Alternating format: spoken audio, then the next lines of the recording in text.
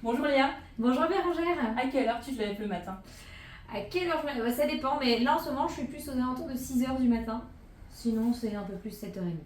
Alors 6 heures du matin, parce qu'on est dans le rush de Noël, on est à quelques jours des fêtes de fin d'année. Ouais. J'imagine combien tu dois avoir la tête dans le guidon et que ton volume de production a augmenté. Oui, c'est assez inédit, d'autant plus cette année. Donc comme je dis, les nuits sont très courtes, le réveil est matinal et le coucher est très tardif. Donc voilà, on s'adapte au mieux. Mais effectivement, en période de Noël, c'est d'autant plus chargé pour la production et la gestion des commandes, etc. Tardif, c'est-à-dire tu te couches à quelle heure? Ouais, là en ce moment je suis sur du 1h du matin en général, parce qu'on a la boutique qui est ouverte jusqu'à 19h et on produit quand même en journée, mais c'est pas suffisant. Donc je prends le relais en soirée, donc de ce fait c'est jusqu'à minuit, 1h du mat en ce moment. Tu as une idée justement du volume de production, de quel ordre tu as dû augmenter ton volume de production, pardon?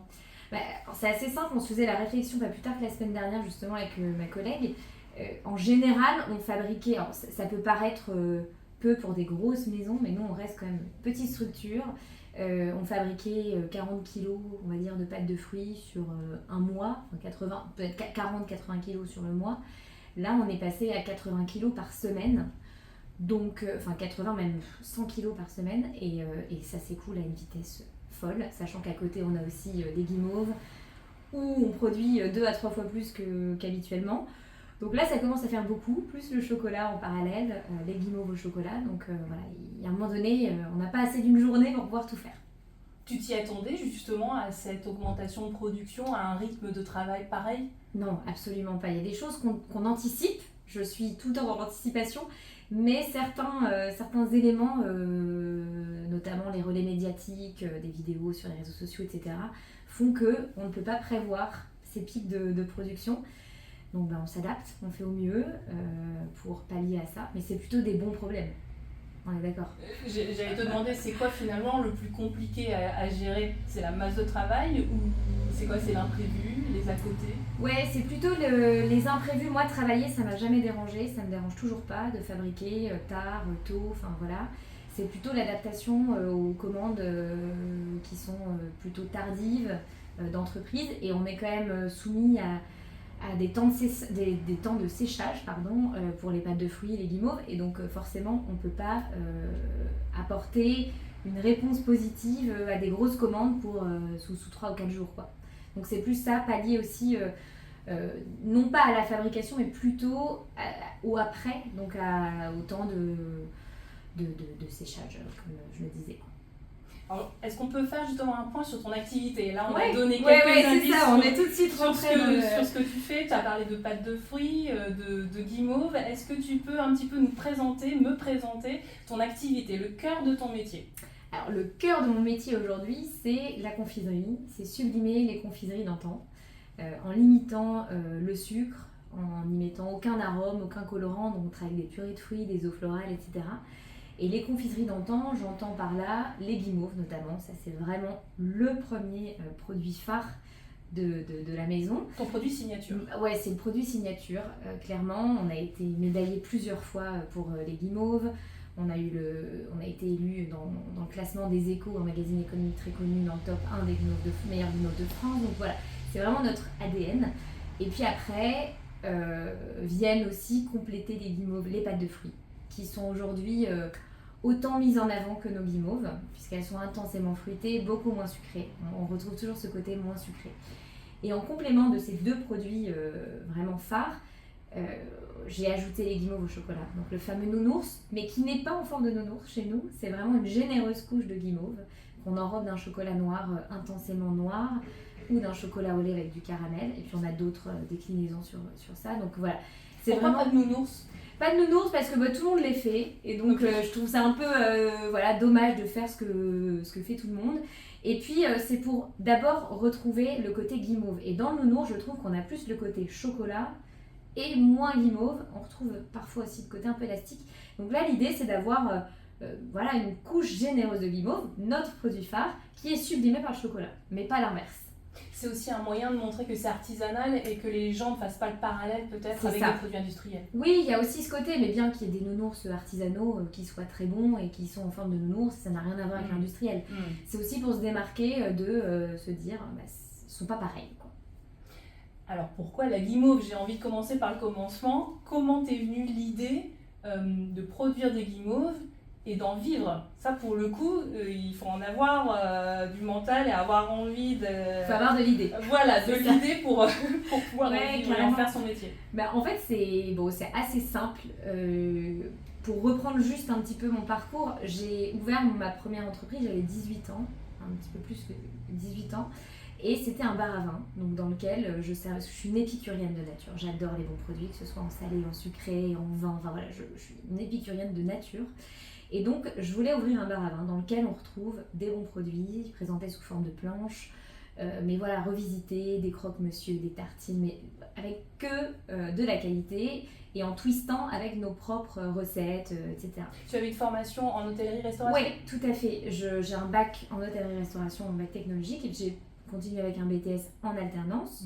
L'alternance m'a permis de mettre de l'argent de côté, comme j'y vais chez mes parents, et ça m'a permis d'avoir un pécule pour ouvrir ma première entreprise. Et donc, tu voilà, savais c'était que tu pensé. voulais avoir une entreprise Ouais. dès l'âge de 18 Ah oui, ans, oui, parce oui, que mais ça même c'est fou, avant. à 18 ans, beaucoup de gens sont quand même encore enfants dans leur tête. Ouais. Quoi. Non, mais j'ai toujours voulu entreprendre. Ça a été dans mes gènes, je sais pas. Je trouve ça génial de créer, d'avoir des idées, de travailler pour soi, de se donner les moyens. Enfin, je sais pas, ça a toujours été un challenge que je me suis mise. Alors, vraiment, petite anecdote, petite, je voulais faire médecine. J'ai vu les années d'études. J'ai dit non, c'est pas pour moi du tout. Donc voilà, je suis plus dans l'action et tout. Et après, vraiment, c'était entreprendre. Donc je suis partie en hôtellerie-restauration. Et l'idée m'est venue d'ouvrir mon commerce. J'avais, comme ça, spontanément.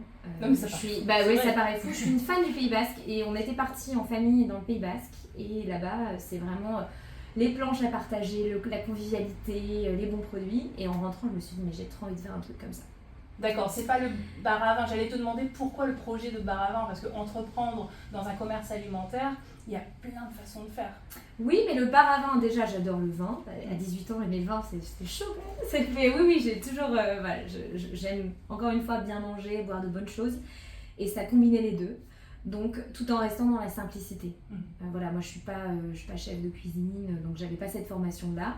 Mais par contre, sélectionner des produits et faire des choses simples, c'était totalement dans mes cordes. T'avais un palais? J'avais un palais, j'avais un palais. Et j'ai toujours éduqué mon palais en fait, et je l'éduque encore beaucoup. C'est-à-dire en allant au restaurant? Ouais, en allant au restaurant, je m'inspire beaucoup, je goûte tout ce qui se fait plus ou moins ailleurs, et quand je déguste, je prends le temps de déguster, et c'est comme ça qu'on éduque son palais. Voilà, ça peut paraître un peu bête, mais un palais, ça se travaille, et je le fais vraiment au quotidien, même quand je mange des choses très simple, mon repas de midi, je prends le temps, enfin, quand j'ai le temps de prendre le repas, voilà, ça c'est autre chose, mais en tout cas, je prends le temps d'apprécier et de relever les saveurs. Voilà, donc c'est pour ça qu'on habitue son palais à après déguster et savoir ce qui est bon, un peu moins bon, voilà. Et donc, pour revenir sur le bar à vin... Ça a été facile pour l'ouvrir, pour trouver l'emplacement, avoir justement les finances pour... les finances, comme j'avais un pécule de côté suite à mon alternance, j'avais mis aussi de l'argent de côté un peu plus jeune, donc ça s'est fait facile, je peux pas dire facile, comme sur des roulettes, mais en tout cas ça a été plus ou moins cohérent, ça n'a pas mis trop de temps, le local s'est bien trouvé. C'était concept aussi, c'était dans la même ville que là où on est, donc à Marcq-en-Barœul, mais dans un autre quartier. Et puis j'ai trouvé Mélanie qui a travaillé tout de suite avec moi, qui est toujours avec moi aujourd'hui, donc ça fait 10 ans qu'on se suit, c'est quand même assez dingue. Et on s'est très bien entendu, donc elle était plus à la partie cuisine, donc elle a apporté ses idées, etc. Et donc on est vraiment arrivé à faire quelque chose de très sympa, à proposer une panoplie de saveurs, de planches, mais tout en gardant la convivialité. Et au moment du café, je ne voulais pas servir un spéculoos ou une noisette enrobée de chocolat, comme on trouve partout. Et à cette époque, j'avais un ami qui faisait de la guimauve, en tout cas qui avait fait une guimauve. Et dès lors que j'ai goûté la guimauve... Un ami, alors attends, un chef professionnel? Ouais, c'était un ami de l'époque qui travaillait dans le domaine aussi culinaire. Okay. Et donc, il m'a fait goûter la guimauve et j'ai dit, mais tout de suite, vraiment, spontanément, je me souviens de ma réaction. il y a quelque chose à faire avec ça. Aujourd'hui, donc, on a proposé cette guimauve, donc on m'a montré la recette, j'ai essayé, etc. Oui, il n'y a pas eu de secret autour de cette recette. Non, il a pas bien voulu te la. Parce qu'en fait, c'était spontané. Et Ouais. puis aujourd'hui, pour être totalement honnête, la recette ne ressemble quasiment plus à rien à ce qu'elle était au début. Parce qu'évidemment, ça se retravaille, le niveau de sucre n'est plus du tout le même, le gélifiant n'est plus le même. Enfin voilà, aujourd'hui, la recette, on les met côte à côte, elles sont plus pareilles. Mais en tout cas, ça part quand même de cette histoire-là. Et donc, je suis très fière de la raconter parce que je trouve que c'est quand même une belle histoire. Et donc, au moment de la servir avec le café, les clients disaient « Ah, mais c'est trop bon, ça change, etc. » Et donc, c'était Rhum Ambré notre coco, cette première recette. On est dans le Nord, donc on aime bien boire l'apéritif et tout ça. Donc, forcément, c'était une recette originale. Ouais. Et donc, de là, je me suis dit « Allez, là, il faut travailler là-dessus. » Et je me suis dit on va partir de cette base de recettes et puis je vais essayer de trouver d'autres parfums à faire découvrir. Et donc c'est parti de là, vraiment. Et donc faire une guimauve au rhum, c'est pas du tout la même chose que de faire une guimauve à la vanille ou de faire une guimauve au café aujourd'hui. Donc même si on a la base de recettes, tout le travail qu'il y a autour de chaque parfum n'est pas le même. Alors attends, tu sembles suggérer qu'une guimauve au rhum est plus facile à faire qu'une guimauve à la framboise. Les gens vont se dire en t'écoutant, déjà quand ton ami te donne cette recette, tu as su refaire la guimauve. Ce n'est pas le cas de tout le monde. Est-ce que du coup tu as justement des compétences en pâtisserie, un CAP pâtisserie? Même pas, non, pas du tout. Moi, c'est vrai que le parcours il est quand même assez atypique. On en parlait encore il n'y a pas longtemps avec ma collègue, parce qu'elle me dit... Vous savez que vous créez une marque de gourmandise, mais vous n'êtes pas issu de la confiserie, vous n'avez pas fait de grande maison. Alors, je ne peux pas me dire être autodidacte parce que ce n'est pas tant le terme, mais c'est vraiment trouver les idées, travailler pour, et puis façonner ce qu'on a envie de faire. Tout est possible. On n'est pas forcément obligé de passer par des cases CAP pâtisserie, des grandes maisons pour pouvoir créer sa propre marque. Si l'envie est là, si l'idée, et puis si le produit est là, parce qu'on est bien d'accord, le but c'est de vendre quand même quelque chose de bon. Mais ça a été facile justement de mettre en place cette toute première fabrication grâce à cette recette? Facile, non, quand même. Non, il y a quand même eu des dizaines d'essais. Après, encore aujourd'hui, c'est toujours pas facile de créer un nouveau parfum, qu'on se le dise. Il y a des parfums plus faciles que d'autres, mais c'est toujours un challenge à chaque fois.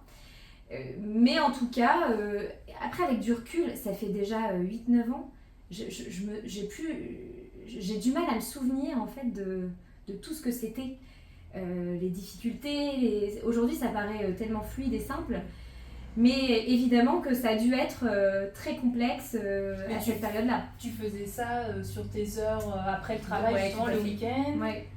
Oui, c'est ça. Je me souviens maintenant, j'ai l'image encore de l'atelier où je faisais ça. Pendant mes horaires à coupure, parce que le bar était ouvert du midi et du soir, donc pendant la coupure, je travaillais là-dessus.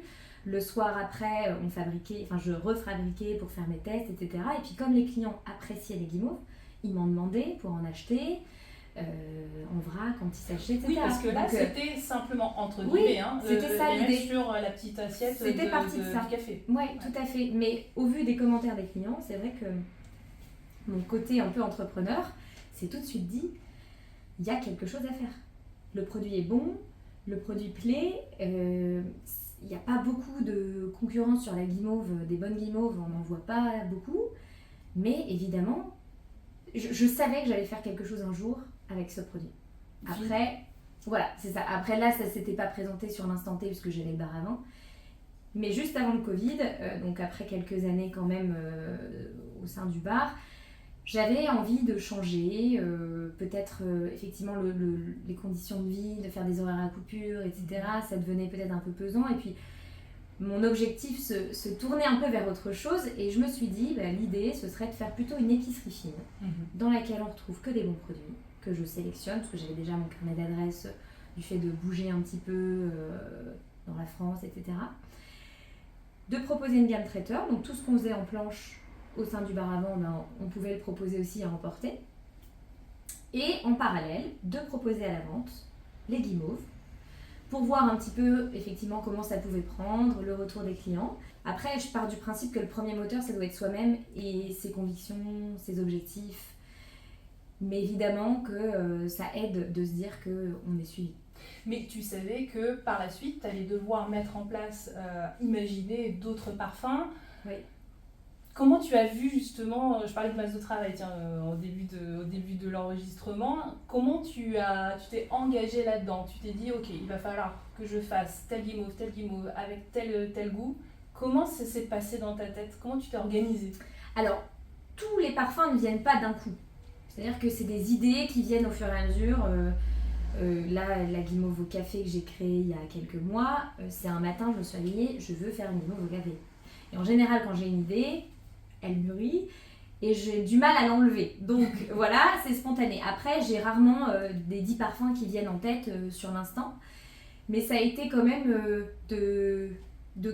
moi, j'aime bien quand même me cadrer un petit peu. Donc si on part dans tous les sens, il faut que je me pose et que je me dise attends. Là, on va se calmer. Tu te concentres sur les guimauves, sur les parfums que tu fais. Tu fabriques cette gamme-là, tu vois comment ça prend et après tu gardes tes idées et tu les mettras en place quand déjà tu seras cadré sur la première partie.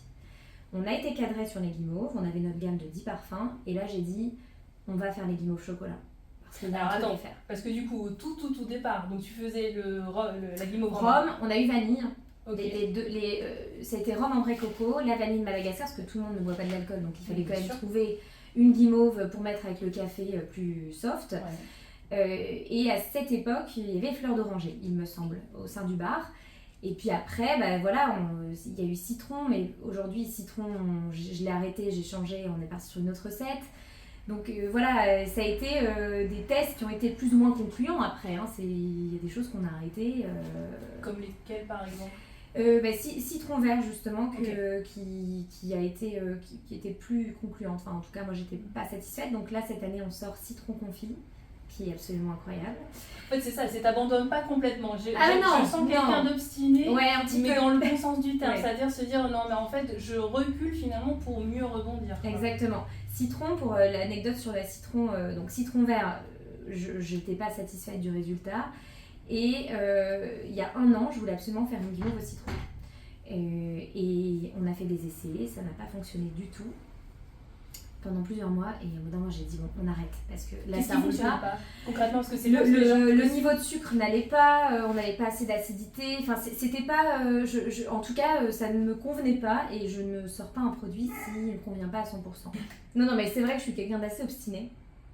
Par exemple sur la guimauve citron il y a 1 an et demi on avait refait des tests parce que je voulais une guimauve citron. J'ai envie d'avoir citron, c'est un parfum en plus qui plaît, on nous le réclame assez souvent. Et on a fait des tests, ça n'allait pas.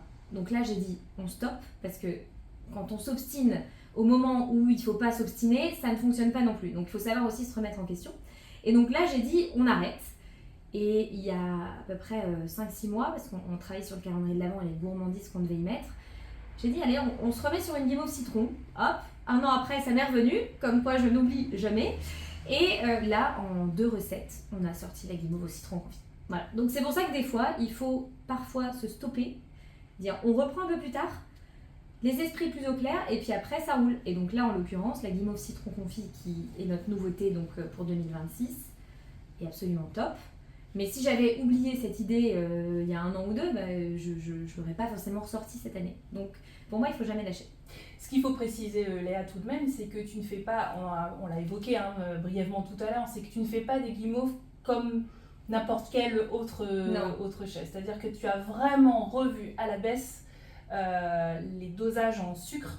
Tu n'utilises pas de colorant chimique. Pas de colorant du tout même. Même pas de colorant du tout, pardon, excuse-moi. Non, mais c'est vrai. Enfin, on n'est pas habitué, donc je comprends. Je pense que c'est même un tort journalistique comme ça, de tourner les choses comme ça, alors que c'est vrai que là, on voit par exemple ta guimauve framboise.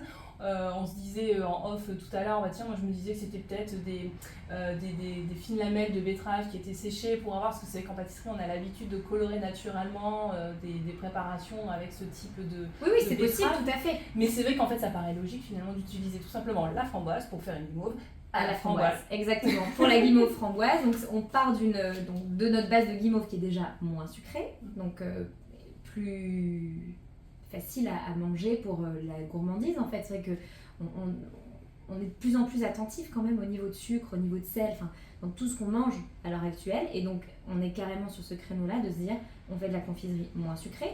Et qui plus est, sur la guimauve framboise, on utilise une purée de framboise, donc c'est vraiment de la framboise qui est mixée. Et puis, pas d'additifs supplémentaires. Donc, tu l'as mangé tout à l'heure. Oui. On a ce côté grain de framboise qui est encore présent. Et la particularité vraiment première de nos guimauves, c'est qu'elles sont vraiment très aériennes. Donc, c'est comme un nuage. Je confirme. Voilà. C'est souvent ce qui ressort. Et moi, j'adore quand on me dit ça, mais j'ai l'impression de manger un nuage. Et avec une persistance en bouche. Oui, c'est ça. Et le longueur, vraiment. Tout à fait. Ouais. Et le goût qui reste en bouche, parce que l'idée quand même, c'est d'annoncer une guimauve framboise ou une guimauve café ou une guimauve à la noisette, c'est qu'on ait le goût de ce qu'on annonce. Voilà. C'est qu'à l'aveugle, vous pouvez la manger et se dire, oui, c'est de la framboise, c'est du café. La noisette, on travaille avec un praliné de noisette du Piémont, et on rajoute des noisettes concassées à l'intérieur. Donc cette recette, c'est pareil, elle a évolué, on la faisait il y a quelques temps. Aujourd'hui, on vient de la retravailler pour regagner en texture aérienne. C'est de la remise en question aussi constante. Bien qu'on ait un produit qui fonctionne, il faut quand même faire des points de temps en temps en se disant, écoute, est-ce qu'il n'y a pas quelque chose qu'on peut améliorer quand même ? Et donc ça, c'est aussi un point qui est hyper important quand on est chef d'entreprise aujourd'hui, c'est de savoir se dire, oui, c'est bon, mais il faut que ce soit bon tout le temps, et même encore meilleur. La rigueur. La rigueur, à la c'est ça, restauration. la rigueur. Ouais. Et voilà. Cette idée de désucrer, comme on dit dans le milieu, est-ce qu'elle t'est venue justement en testant cette fameuse recette de ton ami? Parce que tu l'as trouvée trop sucrée, que tu t'es dit mais en fait c'est pas possible, il faut faire de l'artisanal mais en proposant quelque chose de plus sain? Alors pas spécialement sur l'instant T, c'était la première guimauve que je mangeais vraiment artisanale. Je me suis pas dit elle est trop sucrée, elle est pas bonne. Enfin voilà, pas du tout. Mais c'est au fil du temps où je me suis dit le besoin est là, les clients veulent de moins en moins de sucre. Et donc c'est possible de faire un produit qualitatif avec moins de sucre. Enfin, en tout cas, c'était mon idée. Donc c'est pour ça qu'après, de fil en aiguille, je me suis dit, il faut revoir. C'est pareil, il y avait un gélifiant, c'était de la gélatine de porc qui était utilisée. Je me suis dit, il faut la changer, donc on est passé sur du bœuf, mais travailler la gélatine porcine n'est pas la même que la gélatine de bœuf. Donc voilà, ça a été aussi... Toutes tes guimauves sont à la gélatine. Oui, bien sûr. Ouais. Ça, typiquement, ça a été quelque chose, c'est un détail qui a été un petit peu compliqué à travailler au départ, en tout cas. L'idée, au début, on était parti sur de la porcine, et c'est vrai qu'on a aussi des demandes sur le sans porc, donc c'est bien aussi de s'adapter, d'avoir une plus large clientèle quand même, et puis en soi, nous, ça ne nous change rien de la faire à la porcine ou à la bovine. Il y a eu quelques phases effectivement de ratés parce que c'est pas la même chose. On a essayé par exemple avec la gélatine de poisson, parce que j'avais cette demande aussi pour les végétariens, mais on n'arrive pas à avoir la même texture. Donc je préfère effectivement me dire, il y a certaines personnes qui pourront pas les consommer, mais garder quand même cette texture qui fait quand même la réputation de nos guimauves, plutôt que de changer de gélifiant au détriment de la qualité, le goût, voilà. peut-être. Mais on a testé, voilà, j'ai vraiment exploré toutes les pistes, hein. On a fait au végétal, poisson, mais ça convient pas en tout cas à ce qu'on recherche en termes de qualité de texture. Typiquement, c'est une idée du coup qui va te trotter dans la tête et que tu vas ressortir dans un an. Peut-être, qu'on retravaillera sur l'an, puis que d'un coup, comme par magie, ça fonctionnera. Mais oui, mais je la garde en tête parce qu'il y a de la demande quand même. Ouais. Donc pourquoi pas, ou alors faire une gamme spécifique parallèle pour ceux qui le désirent, mais qui n'auront de ce fait pas la même texture que celle initiale. Voilà. Mais c'est à travailler. C'est une idée qui va mûrir. Alors, une de plus. Il y a un petit détail quand même qui m'a surprise tout à l'heure quand tu me disais, la première fois que j'ai goûté la guimauve, c'était une première pour moi de goûter une guimauve artisanale. Oui, parce que j'en avais déjà goûté des guimauves, même chez des artisans, dans des boulangeries, des fois vous trouvez des guimauves, mais jamais à me dire waouh quoi. Voilà, jamais. Là, celle-ci, je me suis dit, effectivement, c'est pas pareil. Et c'est pour ça que je me suis tout de suite dit, il y a un truc à faire. Sinon, je ne me serais pas forcément arrêtée sur ce produit. L'autre produit phare, là, aujourd'hui, ce sont les pâtes de fruits. Pour l'anecdote, je détestais les pâtes de fruits. C'est un produit qui, pour moi, c'est des papillotes que vous retrouvez chez la grand-mère au moment de Noël, qui est un mangeable hyper sucré, hyper sec, hyper dur. Et là, j'avais la demande à l'époque, il y a 3 ans à peu près, en boutique, on me disait, mais est-ce que vous faites des pâtes de fruits? Je disais, non, j'aime pas les pâtes de fruits, donc je ne voulais pas les faire. J'aime bien vendre ce que j'aime, même dans ma boutique, c'est essentiellement que des produits que j'ai goûtés et que j'aime. Mais je me suis dit, il faut quand même pas être bête. cherche quand même, t'as la demande, voilà, remets-toi un petit peu en question, réfléchis. Et j'ai fait venir un meilleur ouvrier de France au labo, parce qu'on fait beaucoup de formations internes. Hein. Moi, je dis que c'est quand même hyper important. Et j'ai eu Jérôme Leminier aussi, qui venait au bar à vin à l'époque, pour nous faire des formations en cuisine plutôt. Donc avec ma collaboratrice, c'était quand même vachement sympa d'avoir un MOF dans votre cuisine. Et donc là, j'avais fait venir un meilleur ouvrier de France chocolatier. Et j'avais pour objectif qu'il me montre une recette de pâte de fruits. Parce que je voulais changer mon avis sur les pâtes de fruits. Et donc, pareil, il a fait une recette de base qu'on ne fait même pas aujourd'hui, mais je voulais avoir une base de recettes pour me dire, ok, faites-moi changer d'avis sur les pâtes de fruits. Oui, dans le même esprit finalement que la guimauve, c'est-à-dire la première fois découvrir le vrai produit. C'est exactement ça, et j'ai goûté et j'ai dit, mais ouais, là ok, on a une pâte de fruits, on a du fruit. T'avais jamais mangé de pâte de fruits aussi comme ça? Non, vraiment, pourtant j'en avais goûté même chez d'autres artisans, etc., mais pas à ce point-là.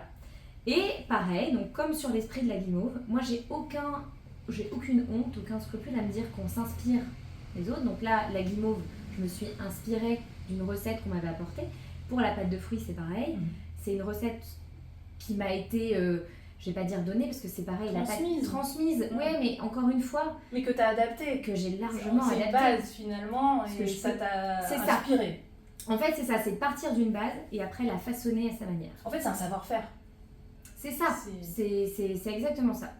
Et donc, voilà, de cette recette-là de pâte de fruits, on a décliné aujourd'hui, en plus c'était poire je crois la recette, et aujourd'hui nous l'idée c'est de faire des pâtes de fruits avec 2 fruits déjà, donc on n'en voit pas partout. 2 fruits à toujours chaque fois. Okay. Il y a juste là Cassis intense qu'on a sorti cette année, qui est intensément cassis, donc c'est monofruit, mais par contre je peux vous dire que c'est le goût du cassis, ça explose en bouche. Mais l'idée voilà, c'est encore une fois de se démarquer. Si c'est pour faire une pâte de fruits classique, il n'y a pas d'intérêt. Il y en a qui le font très très bien. Il y a des magnifiques pâtes de fruits. Je pense à certains artisans à Paris qui font des pâtes de fruits incroyables. L'idée, c'est de faire quelque chose de différent de ces artisans-là. Donc c'est pour ça qu'on a fait framboise litchi, fruits de la passion abricot. Là, on a sorti notre parfum de Noël, cerise noire amande amère, figue cerise cannelle. Et il faut savoir que là, pour faire une pâte de fruits, pour le coup, alors faire une guimauve, c'est déjà pas évident, mais faire une pâte de fruits, c'est très très très complexe. Qu'est-ce qui est complexe? Je pense que les gens ne se rendent pas compte. Eh bien, en fait, déjà, le niveau d'acidité d'un fruit n'est pas le même d'un fruit que l'autre. La framboise n'a pas le même niveau d'acidité que le litchi. Donc, quand vous associez les deux, il y a la pectine, parce qu'on est obligé d'ajouter de la pectine pour faire le gélifiant de la pâte de fruits. Si vous ajoutez une certaine quantité de pectine avec un fruit qui a de l'acidité, ça ne prendra pas de la même manière qu'un fruit qui en a beaucoup moins. Donc, ça, c'est cette complexité, c'est-à-dire que votre pâte de fruits, vous allez passer 1h15 à faire votre recette et elle ne va jamais prendre. C'est-à-dire que quoi, on se retrouve avec une flaque? Une flaque. Voilà, vous la coulez et en fait, elle ne prend jamais. Et donc ça, vraiment, les pâtes de fruits, comme on a quand même là aujourd'hui 8 recettes différentes, il faut savoir que c'est une dizaine de tests avant de sortir une recette, quoi. Mais ça t'est arrivé justement d'avoir des flaques comme ça et à un moment d'avoir envie de baisser les bras et de dire mais dans quoi je me suis engagée quoi. Ah oui, bien sûr, non, mais vraiment. Et ça, j'ai la chance aussi d'être avec ma collaboratrice qui, elle, en fait, on a nos idées différentes et puis on se conforte sur des choses différentes aussi. Donc moi, c'est vrai que par moment, quand on fait 10 recettes et que ça roule pas, j'ai Mélanie qui me dit non, mais ça va aller. La prochaine, ça va être ok. C'est un duo en fait. Oui, c'est un duo. Ouais, franchement, c'est vrai que là-dessus, sur la création, alors autant on a chacune nos idées, mais elle a des idées qui sont complémentaires avec les miennes, on n'a pas le même palais et tout ça, donc c'est hyper important, je trouve aussi c'est aussi une équipe en fait. La réussite d'un produit, la réussite d'une marque, c'est pas qu'une personne. Tu penses que si tu avais été toute seule, parce que j'ai commencé toute seule déjà, voilà. Donc, oui. Et tu aurais pu continuer toute seule, même si tu avais rencontré cette jeune femme au bar à vin, mais tu aurais pu, enfin pourquoi pas. Est-ce que tu penses que tu aurais fait les choses de la même manière si tu avais été toute seule justement? Alors le démarrage a été toute seule, ça par contre, la guimauve, elle s'est vraiment faite toute seule. L'idée est partie de moi, enfin je veux pas me l'approprier, mais c'est vraiment ça qui s'est passé. Bien sûr. Après sur le développement de la marque telle qu'elle est aujourd'hui, c'est vrai que avoir une équipe autour pour apporter les idées, les conseils, etc., mais c'est indispensable. Franchement, d'être à plusieurs, il n'y a rien de tel. parce qu'on s'apporte des choses justement différentes.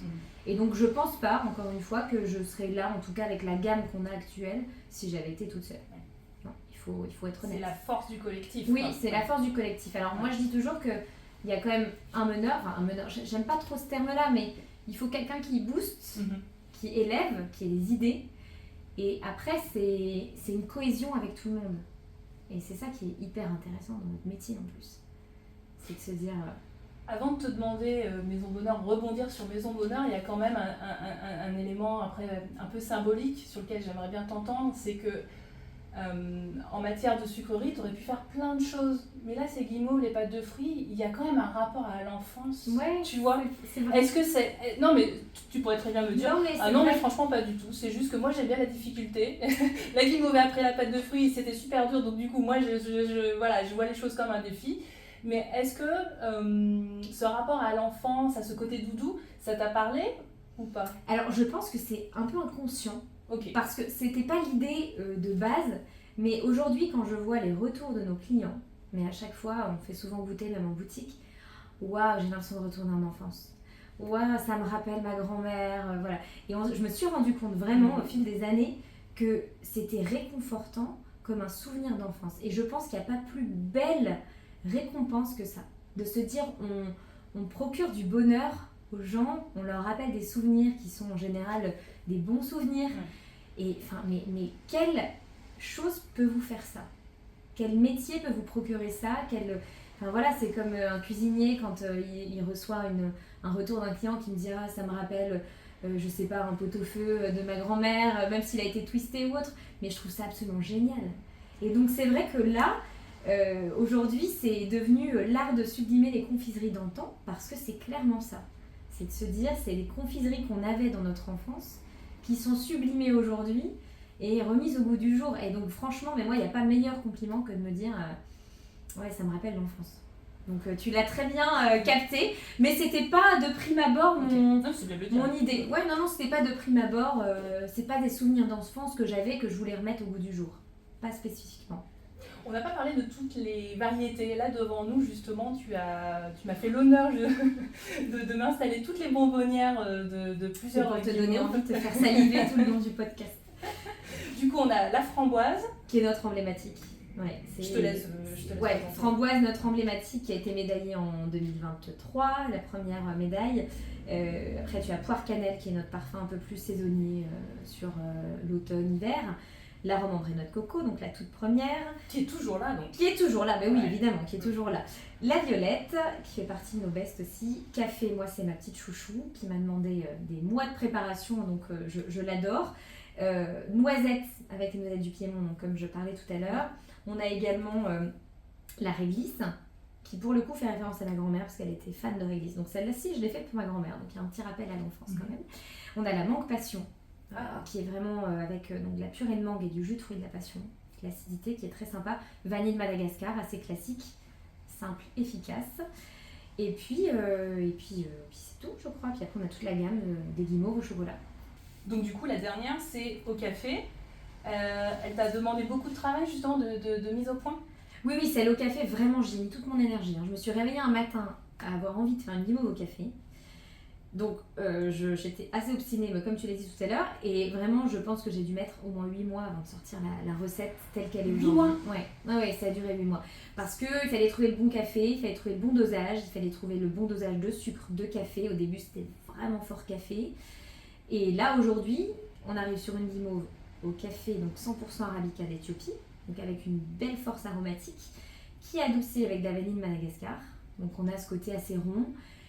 Et la texture avec un peu plus de mâche que les autres pour vraiment avoir toutes les saveurs sur le palais. Et l'idée c'est d'avoir ce shot d'expresso, donc comme si tu venais de boire un café une fois que tu as mangé la guimauve. Donc celle-là, j'avoue que c'est ma petite chouchou. Je pense que j'y ai tellement mis d'énergie que je la mets en top 1. C'est celle qui t'a demandé plus de travail d'ailleurs sur l'ensemble de tes variétés? Ah oui, je crois. Ouais. Café, ouais. Et là après avec on en a une autre là qui sort là pour en édition limitée sur le mois de décembre. qui est assez incroyable, assez inédite, qui nous a demandé aussi pas mal de travail avec ma collègue. C'est quoi pas mal? Parce que souvent on me dit voilà pas mal, longtemps, etc. Ouais, mais pas mal c'est combien pas de mal. temps? Le café ça a été 8 mois. Là Ouais. sur celle qui sort, donc celle à la truffe, on a fait une guimauve à la truffe en association avec les frères Jomard, donc notre producteur de truffes françaises dans le Mont Ventoux. Ça a été 4 mois. Ça a été un peu plus court, mais ça a quand même été des dizaines de tests. Sur une période un peu plus courte, mais ouais, et puis on est sur le coût matière d'une truffe, hein, donc faire des tests non concluants sur une guimauve à la truffe, c'est quand même un petit peu dommage, mais on voulait un résultat absolument... Qu'est-ce qui était compliqué du coup pour mettre de la truffe dans une guimauve? C'est de pas avoir trop ce sucre, de Oui, trouver c'est l'équilibre. ça. Alors déjà, avoir l'idée d'une guimauve à la truffe, c'est quand même assez Je inédit. suis d'accord. Je voulais impérativement de la truffe française. Hors de question de mettre de l'arôme de truffe, parce qu'on peut faire une guimauve truffe, hein, on rajoute de l'arôme de truffe Ouais, malheureusement. industriel et on sort une guimauve à la truffe. Mais Du coup, c'est de la mélanosporum Oui, ouais. c'est ça. Ouais. Ouais.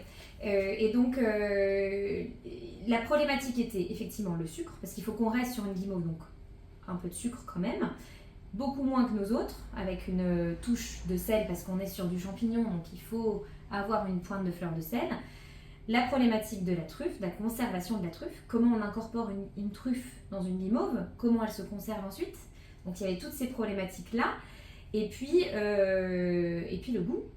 Le goût, parce qu'il faut se le dire aussi, on est aujourd'hui habitué au goût de la truffe, pour la plupart, aux arômes de truffe qu'on retrouve dans les tartinades, dans les huiles, dans plein de préparations, qui n'a rien à voir avec le goût du champignon frais qu'on déguste pour les amateurs de truffes et des épicuriens. Il y a une vraie différence. Donc c'était aussi ce challenge de se dire, il faut faire goûter une guimauve à la truffe avec le vrai goût de truffe à des personnes qui potentiellement ne sont pas habituées à ce goût-là. Pense croire connaître le goût. Voilà, c'est ça.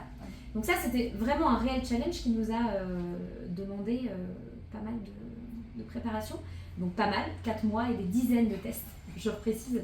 Mais c'est chouette, quand on arrive au résultat, quand on arrive à ça, on se dit mais génial. Comment on le l'a vit ça justement, quand on arrive au bout d'un parcours après avoir fait une recette? Parce que c'est vrai qu'on parle toujours des obstacles et des moments de découragement, mais finalement on ne parle pas génial. de cet état de je sais pas, de frénésie quand on a atteint son objectif. C'est génial, c'est incroyable, c'est un sentiment qui est même inexplicable. Là pour le coup, la guimauve truffe, c'est ma collègue Mélanie qui a fait le dernier test et qui a été super concluant. Et moi je lui ai dit, mais là c'est top. Mais Là, c'est quoi, on incroyable. saute dans le Non, laboratoire? quand même pas. Non, on est quand même. Non, on se comprend, on n'a pas besoin de sauter pour se comprendre. Je suis pas quelqu'un de spontanément très, festive, si, mais pas en tout cas pour exprimer les émotions. Mais non, on se dit simplement les choses. Waouh, là c'est trop bon. Et clairement, quand je dis waouh, c'est trop bon, c'est que c'est trop bon. Ça passe aussi dans le regard, se dire ok, Ouais. ça on va pouvoir le mettre en boutique. Ouais, non, c'est vraiment chouette. Et c'est des bons moments, en tout cas. Tu veux la goûter peut-être? Alors, on va je vais pas me laisser. Attends. Donc là, tu vois, on l'a fait vraiment en édition ultra limitée. Je te laisse en prendre une. Merci. Alors, elle est vraiment très jolie, très blanche, mais vraiment couleur crème, avec beaucoup de brisures. Voilà, donc en fait, pour l'idée, donc j'ai appelé Franck Jomard, qui a son domaine dans le Mont Ventoux, et je lui ai dit qu'est-ce qu'on peut faire? Je veux faire une guimauve à la truffe.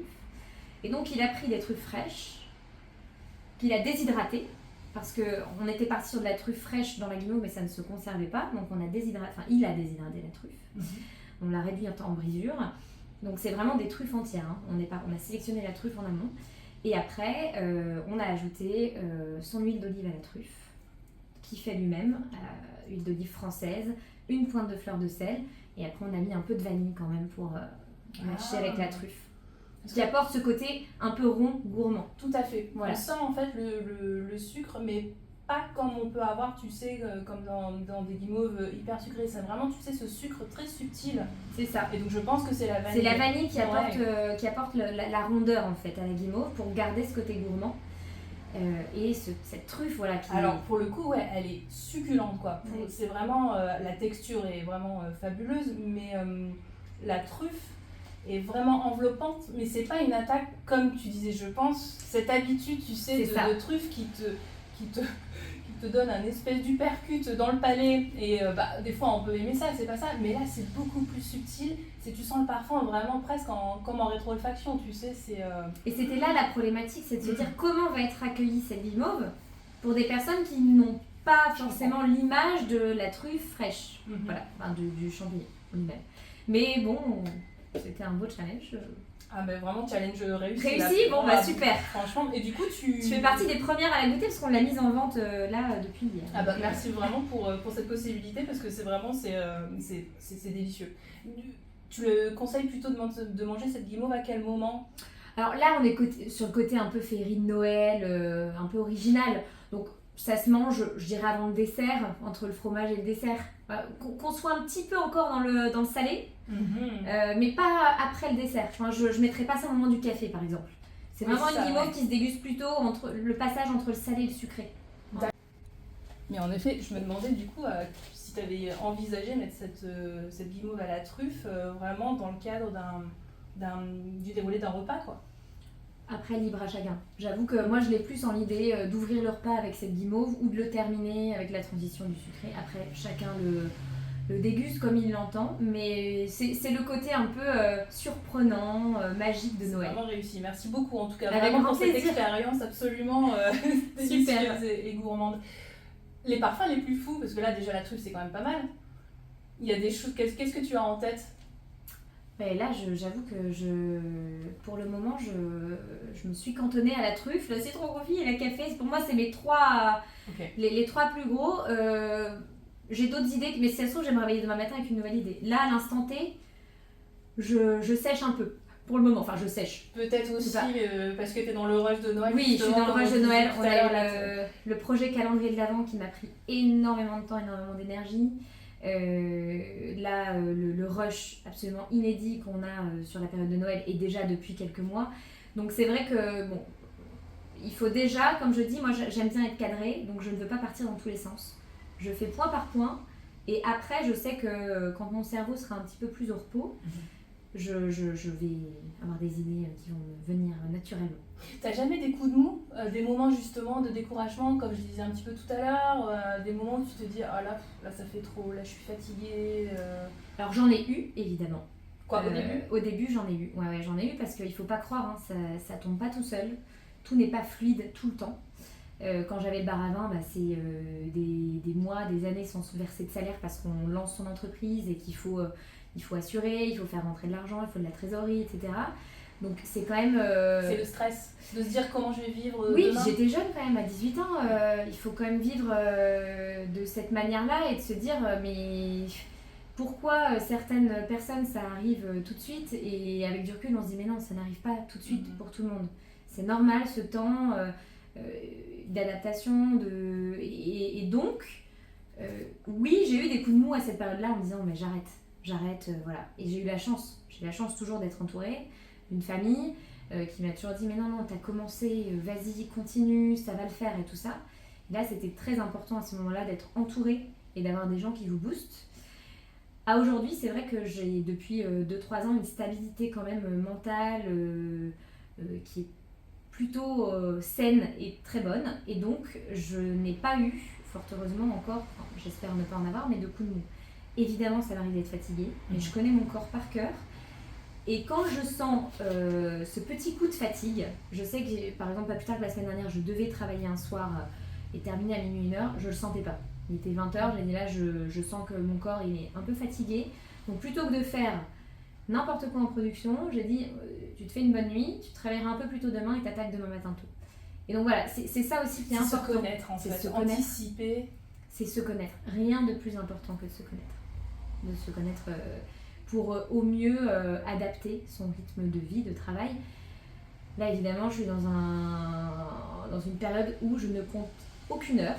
Je travaille énormément. Typiquement, c'est vrai. Combien d'heures tu travailles justement là en cette période là, c'est chaud. Là, c'est minimum 80 heures, 90 heures semaine. Minimum. C'est du minimum. Mais voilà, c'est inédit. C'est une période de 2 mois comme ça. Je sais qu'après, derrière, il y a des résultats. Je sais qu'après, ce sera... Le but, c'est des objectifs aussi in fine. Donc, à un moment donné, il faut travailler. Ça, je reste convaincue que le travail paie toujours. Et donc, il y a des périodes où on doit travailler. Je vais partir en vacances après, je profiterai en vacances. Mais en amont, voilà, il faut travailler. Il n'y a pas de secret. Le fait d'avoir eu ton bar à vin, est-ce que finalement ça n'a pas été ça qui t'aide aujourd'hui à avoir cet état d'esprit de travail et de te dire là c'est dur mais après ça sera mieux après? Oui, alors bon, je suis issue quand même d'une famille de commerçants déjà. Donc mes deux parents sont commerçants, ont eu leur entreprise.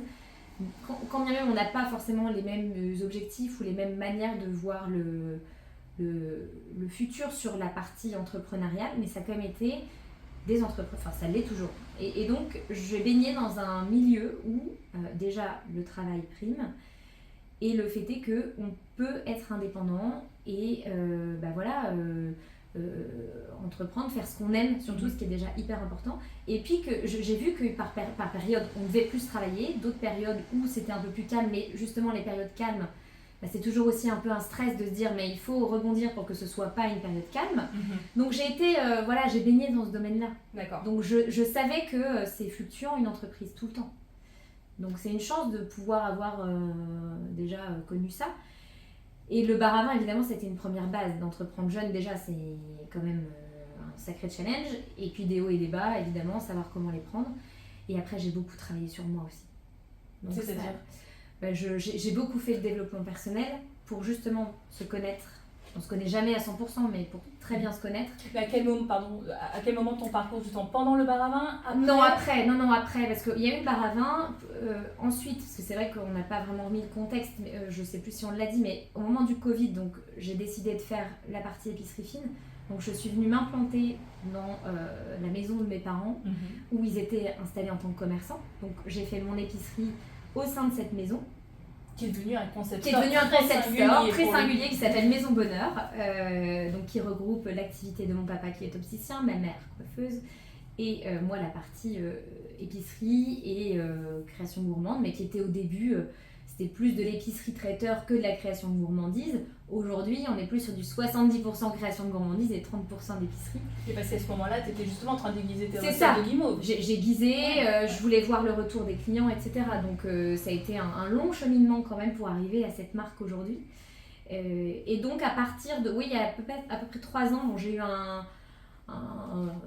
je vais pas dire un choc émotionnel, mais dans ma vie perso, il s'est passé quelque chose qui a déclenché quelque chose en moi qui me donc tu ne souhaites pas pas forcément, enfin il y a rien de particulier à évoquer, mais en tout cas j'ai eu un truc qui m'a fait dire ouais, là il se passe quelque chose qu'il faut changer. Quelque chose de grave? Non, pas grave, c'est une rupture amoureuse qui s'est passée, voilà, et je pense que sans cette rupture, clairement, j'en serais pas là aujourd'hui. Pourquoi ? Parce que, non pas que ce soit une rupture qui a été personne de mauvaise ou autre, pas du tout, c'était quelque chose de très sain, mais c'est un choc qui reste émotionnel, parfois ça peut être un autre choc, mais en tout cas, une rupture amoureuse peut créer des chocs chez certaines personnes, mais en tout cas, moi ça m'a réveillée le fait d'en apprendre plus sur moi, de comprendre, etc. Et donc, de là, je me suis vraiment focus sur le travail, sur les objectifs, et sur le développement personnel sur moi-même. Et ça m'a ouvert vraiment un état d'esprit complètement différent. Et je suis certaine que si je n'avais pas fait ça, aujourd'hui, j'en serais pas là. Concrètement, tu as fait quoi en termes de développement personnel ? Concrètement, j'ai beaucoup lu déjà. J'ai cherché à comprendre comment le cerveau fonctionnait. Et j'ai compris que le cerveau fonctionnait par automatisme. C'est-à-dire que vous vous mettez pendant une semaine avec quelqu'un qui va se plaindre pendant la semaine, qui va râler, qui va jamais être content, qui va critiquer tout le monde. Vous allez rentrer de cette semaine, automatiquement votre cerveau va se focus sur ça et donc vous êtes dans un mood plutôt... C'est quoi, on est des éponges en fait finalement de notre environnement? Moi c'est ma conviction personnelle. À l'inverse, vous vous mettez pendant une semaine vous partez en vacances avec quelqu'un qui est plutôt positif, qui parle de choses, qui voit toujours le verre à moitié... plein plutôt qu'à moitié vide, avec qui vous allez rire, avec qui vous allez échanger sur des choses positives, qui va s'inspirer de parcours, de personnes plutôt que de jalouser. Mais je peux vous dire que vous revenez de votre semaine, vous êtes Parce que toi, à Et titre pas personnel, tu l'as ressenti, tu l'as Oui, vécu je l'ai justement ressenti. ces deux scénarios finalement. Alors, je le ressens parce qu'on est entouré de tout type de personnes. Mais aujourd'hui, mon entourage proche, il est constitué uniquement de personnes qui sont heureux de vivre. T'as fait un tri justement dans ton entourage? Je pense que le tri se fait naturellement de toute façon. Mais je me suis D'accord. rendu compte que j'étais quand même déjà bien entourée de base. Ok. Voilà, j'ai un cercle très proche. Et de toute façon, le tri se fait naturellement. Vous n'avez plus de nouvelles de personnes qui, dès que vous changez un peu votre manière de voir les choses, les personnes partent d'elles-mêmes. Et donc, je me suis aperçue vraiment que le cerveau s'adaptait ultra facilement. Donc, je me suis dit, objectif clair, précis, tes pensées doivent être axées sur tes objectifs. Comment tu vas te conditionner pour adapter les recettes, adapter tes packaging, etc. Et en fait, tout se passe énormément dans la tête. La réussite, pour moi, c'est 80% de mindset, d'état d'esprit. Je reste convaincue. Et donc, en faisant tout ça, déjà, j'ai fait beaucoup de recherches. Je me suis entourée de personnes qui m'ont aidée dans ce cheminement. Et aujourd'hui, même sur ma capacité physique, j'en parle beaucoup parce que tu me demandais tout à l'heure si j'étais fatiguée. Là, je fais quand même beaucoup d'heures, je me rends compte. Je ne suis pas fatiguée. Je ne suis pas fatiguée. Pourquoi ? Parce que je fais en sorte, tout au long de l'année, de ménager mon corps. Déjà, je mange bien. Je fais un peu de sport. Même si ça ne fait pas partie de mon ADN, voilà, on y reviendra, mais je fais un peu de sport. Je fais beaucoup de massages en parallèle pour maintenir mon corps en forme et mon esprit aussi. Tu parles beaucoup aussi du sommeil. Sommeil. Je sais que j'ai besoin, moi, d'un cycle de sommeil. Donc, je dors, il me faut mes heures de sommeil, mais des heures de sommeil profond. Et donc, quand j'ai ce combiné-là, et que je prends soin de moi en parallèle par toutes ces choses alternatives, donc les massages, etc. Mais c'est des massages en particulier énergétiques. Oui, okay. C'est des massages énergétiques. Moi, je suis très ouverte à tout ça. Et je sais que je tiens ce rythme aussi grâce à ça. Parce que je vais bien psychiquement et dans mon corps. Donc voilà, c'est tout un combiné. Pour moi, aujourd'hui, être chef d'entreprise, il faut quand même avoir plusieurs facteurs et déjà bien se connaître. J'allais rebondir en te demandant, aujourd'hui, Léa, tu vis de tes guimauves. Oui. Pas que de mes guimauves, j'ai aussi des pâtes de fruits. Et de tes pâtes de fruits, pardon, oui. c'est vrai, puisque de mes confiseries en tout cas. De tes confiseries, pardon. C'est ça, de mes confiseries. Du coup, la recette, c'est le mental, c'est le psychique. Alors, c'est bien que tu me poses cette question-là. Pour moi, il faut 3 choses. Enfin, en tout cas, moi, mes 3 socles essentiels, je pense que beaucoup de chefs d'entreprise pourront se reconnaître là-dedans. Pour moi, c'est 3 éléments. La réussite, en tout cas d'une entreprise ou d'une marque, peu importe le domaine. La première chose, c'est l'état d'esprit. Donc, c'est être aligné avec ses envies, ses convictions, et puis ses valeurs. Ultra important de respecter ses valeurs. En tout cas, pour moi. Donc, c'est d'être aligné, c'est d'être bien soi-même, déjà. Le deuxième élément qui est indispensable, c'est avoir de l'audace. L'audace, j'entends par audace, c'est oser. Oser aller voir les gens pour exposer son produit, sa marque, en parler, savoir en parler, faire vivre le produit. Tu as une idée, te pas laisser polluer par d'autres personnes qui pourraient dire non mais ça marchera jamais. Exactement, ça marchera jamais, non, le fais pas. Ouais. Et puis c'est oser se dire je me lance, je démarche. Des fois, là je viens de faire un calendrier de l'Avent avec un grand bijoutier lillois où j'ai mis un ticket d'or, où on a fait une collab ensemble pour offrir un super bijou d'une valeur de 3 000 €. Si j'avais jamais osé franchir le pas de cette bijouterie. On peut dire son nom, si tu... Oui, bien sûr, Maxime Van Est, la bijouterie Van Est qui est emblématique sur l'île. Si j'avais jamais osé rentrer dans cette bijouterie, demander à voir Maxime Van Est que je ne connaissais absolument pas, faire un premier rendez-vous, un deuxième rendez-vous, un troisième rendez-vous avec lui, je n'aurais jamais eu cette collab. Donc pour moi, l'audace fait partie aussi intégrante de la réussite, en tout cas d'une marque, de la visibilité, d'une identité, quoi. Et le troisième facteur, c'est le travail. Parce que vous avez beau avoir le mindset, l'audace et pas le travail, ça fonctionne pas. Comprendre qu'on ne pourra pas y arriver non plus en faisant 2 heures par jour. Juste ça, c'est pour ça, juste en ayant des pensées positives et puis se dire ça va aller, on se conditionne, si tu travailles pas derrière, ça fonctionne pas. En revanche, quelqu'un qui travaille beaucoup, mais qui n'a pas l'état d'esprit, qui n'a pas le mental adéquat, et qui n'a pas l'audace, il va réussir, mais beaucoup moins vite et peut-être beaucoup moins haut que quelqu'un qui combine les trois. Ça c'est intéressant parce que c'est vrai qu'on voit rarement l'explication dans l'autre sens. Oui. On parle toujours du travail et à juste titre, mais se dire aussi que finalement si on n'a pas l'état d'esprit qui va avec, bah, c'est là où on a les épaules pas forcément solides, quoi. Exactement, et c'est là où moi j'ai vu la différence, en changeant mon état d'esprit, en changeant ma vision des choses. Mais ça a été depuis facile 3 ans. de changer parce que c'est pas simple, c'est quelque chose un peu que tu as dans les Allez, tripes finalement, c'est une en nous, vision. c'est clairement en nous, donc non, ce n'est pas simple, parce qu'il faut accepter de creuser en soi des choses qui parfois ne pourraient pas être agréables. Moi, ça n'a pas été mon cas parce que j'ai eu une enfance relativement joyeuse, sympa et entourée, donc j'ai pas, voilà, mais ça fait quand même du bouleversement, c'est-à-dire que c'est c'est des choses que vous sortez de vous et c'est du travail. Et comment tu as fait concrètement? Tu as fait du coaching? Alors, j'ai bien entendu pour les massages énergétiques. Oui, je fais beaucoup de massages énergétiques, des coachings. Je me suis formée, j'ai fait une formation américaine avec Dale Carnegie, qui pour moi sont les meilleurs sur l'état d'esprit, le mental, etc. Et puis je lis beaucoup, et puis c'est beaucoup d'introspection. C'est des moments où on est seul, face à soi-même, et où on se pose. C'est-à-dire, t'es devant ton café, Ouais, si bah tu veux, si tu veux mais moi contexte, j'ai eu des journées vraiment seules, où je ne voyais personne. J'étais chez moi, sur ma table, je faisais des objectifs, des plans sur les années à venir, etc. Et je ne pourrais pas le ressortir, celui d'il y a 2 ans, parce que tout n'est pas encore clôturé, mais je peux assurer que clairement, les objectifs que je me suis fixés il y a 2 ans ont été atteints, déjà là, certains cette année. Et donc c'est quadriller encore une fois, et c'est se retrouver seul, parce qu'il n'y a pas de secret quand on veut décider d'être oui, seul, et de décider consacrer tout à fait. ce créneau. De toute façon, l'état d'esprit, on ne l'impose pas à quelqu'un. C'est impossible. Ça doit venir de soi-même. Et donc, de revenir là-dessus, sur se dire, moi je connais des personnes qui travaillent énormément, qui travaillent beaucoup, peut-être même plus que moi, mais qui n'arrivent pas à décoller comme ils voudraient. Mais parce qu'en fait, il leur manque toute cette partie. Tu parles d'état d'esprit, de mindset, mais est-ce que c'est ça, avoir du mental? Pour moi, oui. Parce que tu vois, on utilise finalement plein de mots, même dans tous mes épisodes finalement, j'emploie toujours ce terme de mental. Est-ce que c'est la même chose?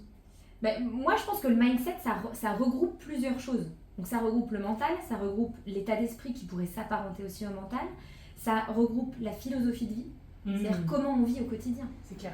Non, mais c'est pour ça que le mindset, moi je préfère ce terme-là parce que ça englobe plusieurs choses. Le mental, c'est pas pour moi le mental c'est que le cerveau, c'est ce qu'on pense, etc. Le mindset, c'est pas que ça. Et donc c'est essentiel, encore une fois, d'avoir tous ces éléments pour se sentir bien. Et quand on se sent bien, en général, déjà on procure du bien autour de soi et on avance plus vite. Donc moi je suis plus sur la partie mindset que se cantonner au monde mental. Est-ce que ça se cultive? Est-ce que ça s'entretient justement le mental? Bien sûr, évidemment. Évidemment, parce qu'on n'est pas à l'abri, demain il peut se passer quelque chose et puis avoir un petit coup de bas. De toute façon, des downs, des moments down, on en a tous. Ce qu'il faut, c'est que ça ne dure pas trop longtemps et qu'on puisse rapidement se relever. Et ça s'entretient comment? Ça s'entretient, notre cerveau c'est un muscle, hein, donc c'est comme un muscle. Je ne sais pas si c'est un muscle ou pas, mais en tout cas ça s'entretient. C'est cultiver tout le temps ces pensées qui peuvent nous nuire par moments, donc rester dans cette positivité constante. Oui, clairement ça s'entretient, ça se cultive en continuant de lire, en continuant de se conditionner à être plutôt dans le positif que dans le négatif, à s'entourer encore une fois de personnes qui véhiculent ces mêmes ambitions. Parce que c'est pareil, par moment on peut être entouré de mauvaises personnes, j'aime pas le terme mauvaise, mais en tout cas de personnes qui vont pas vous tirer vers le haut à ce moment-là. Et donc oui, et puis prendre soin de soi. Le mindset, ça passe encore une fois par plein d'éléments, donc s'occuper de soi en parallèle de travailler, parce que le travail, évidemment c'est indispensable, mais il faut quand même une partie où on lâche prise. On lâche prise et on profite des moments, parce que il y a aussi, moi je me ressource avec des moments entre amis, je me ressource à aller au restaurant, de partager des choses avec les gens qu'on aime. Et donc c'est aussi important pour le bien-être psychique d'avoir ces moments-là. Est-ce que tu penses que dans l'entrepreneuriat alimentaire, quand on est une femme, justement, ce mental, ce mindset, il faut en avoir davantage, il faut qu'il soit davantage musclé? Alors, on l'entend beaucoup. Moi, j'avoue que j'ai pas tant eu ces problématiques-là. J'ai un peu l'idée, tu vois, du banquier, pardon, je te coupe, Ouais. excuse-moi, mais le banquier, quand tu as ouvert peut-être ton affaire, alors peut-être t'as pas dû aller voir un banquier, je sais. Si. Voilà, Oui, j'ai dû non mais du avoir coup, un- je oui, vais quand pas même. me dire, bon, Non, si, quand même. Quand même. il t'a pas pris de haut. Moi j'ai des chefs étrangers qui m'ont dit non mais ils m'ont regardé et ils m'ont dit non mais monsieur en fait ça va pas être possible. Alors le banquier, non, j'ai pas ce souvenir-là. Après, des personnes qui vous prennent de haut, il y en a et il y en aura toujours, au même titre que des jaloux. Après, ça n'a pas forcément été que des hommes pour moi. C'est parfois aussi de femme à femme et c'est ça que je trouve un peu dommage. Moi, je véhicule aussi ce qui est hyper important et ça fait partie du mindset et on parlait des pensées positives, etc. Moi, je dis toujours qu'il faut s'inspirer des parcours inspirants et ne jamais jalouser. Et ça fait partie aussi, mais vraiment en partie intégrante de la réussite de son état d'esprit, c'est d'arriver à se dire mais ton voisin réussit, mais chapeau. Enfin, c'est génial. Comment il a fait pour en arriver là? Et moi, c'est là où mes questionnements se posent et c'est aussi comme ça que je cultive mon cerveau à ces parcours inspirants. C'est que j'adore poser des questions quand je rencontre des artisans, des chefs d'entreprise, mais comment vous en êtes arrivé là? Et comment on peut évoluer, comment moi je vais pouvoir prendre ces éléments pour m'en inspirer et pour pouvoir peut-être pas arriver à leur niveau ou en tout cas m'en approcher, plutôt que de se dire bah oui, de toute façon il a réussi, il a de la chance. Donc de ne pas être dans la comparaison, mais plutôt voir en fait une réussite comme un moyen de trouver des éléments qui pourraient nous servir dans notre propre parcours. Et puis un moteur. C'est génial de voir moi des personnes qui réussissent, moi je trouve ça incroyable. Mais qui partent de rien ou qui partent avec quelque chose. Parce qu'on dit toujours, mais oui, mais lui il a réussi parce que c'est le fils d'eux. Oui. Alors évidemment peut-être qu'il y a des choses qui sont plus faciles au départ, mais ça n'empêche que le mec il doit quand même travailler, le mec ou la nana, il faut transformer, ça tombe pas tout seul, ça ne tombe jamais tout seul.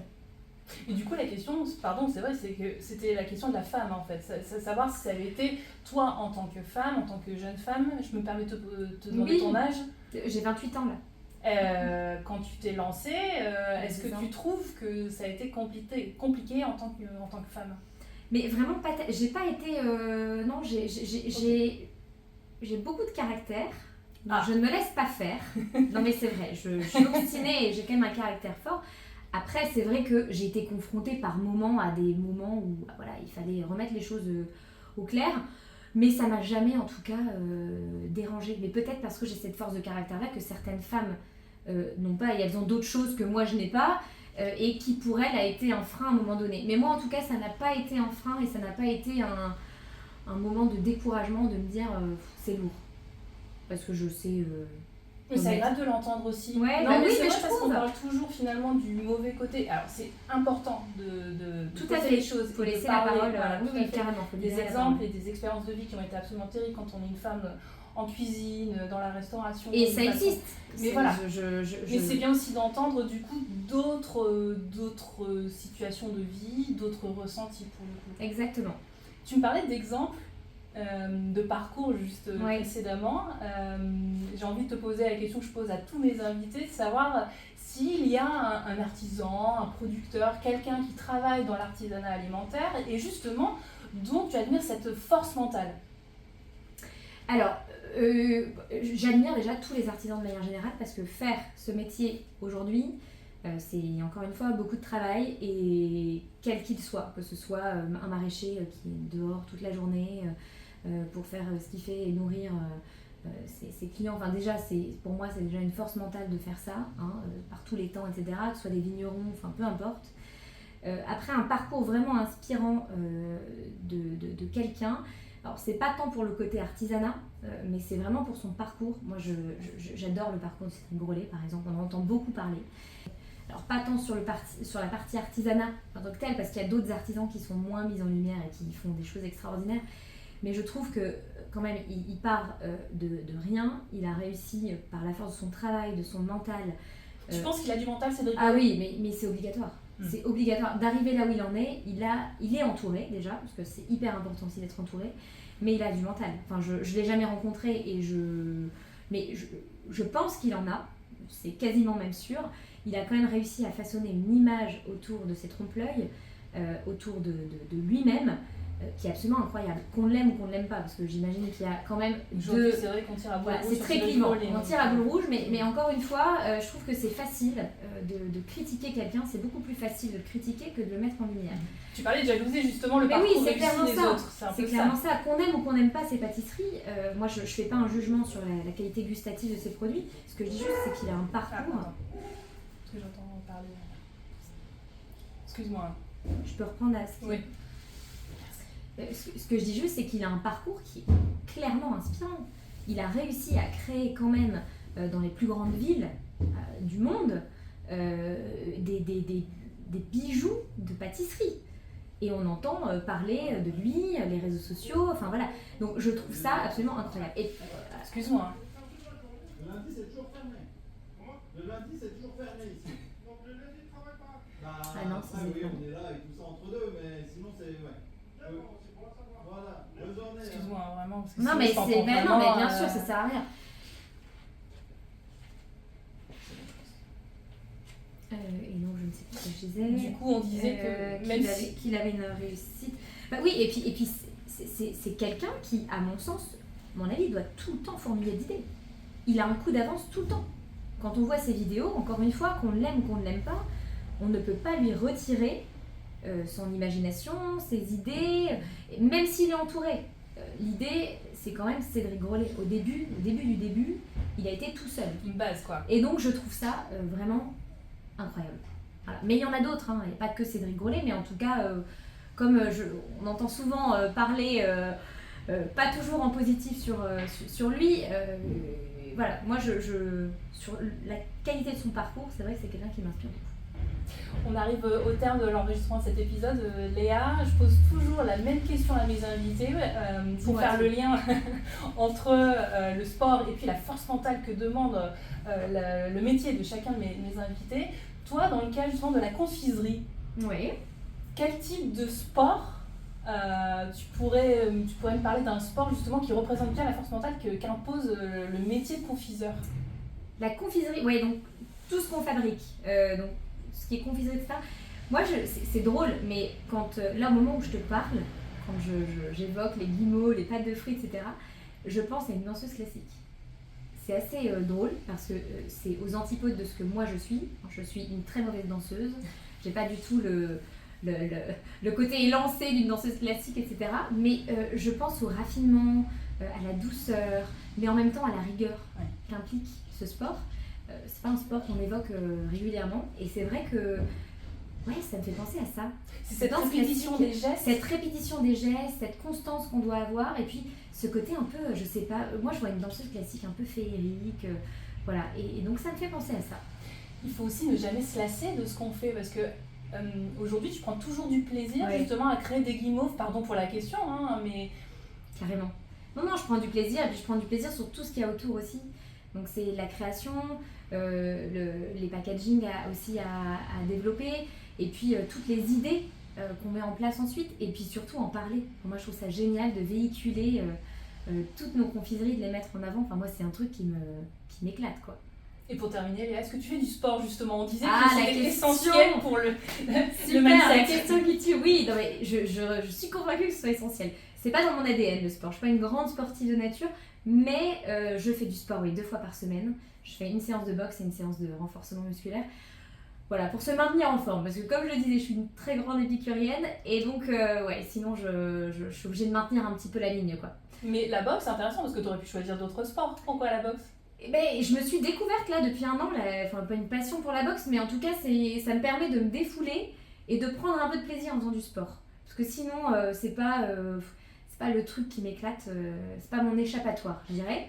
Mais en tout cas, ça me fait du bien. Une fois que j'ai fini la séance, ça me fait du bien.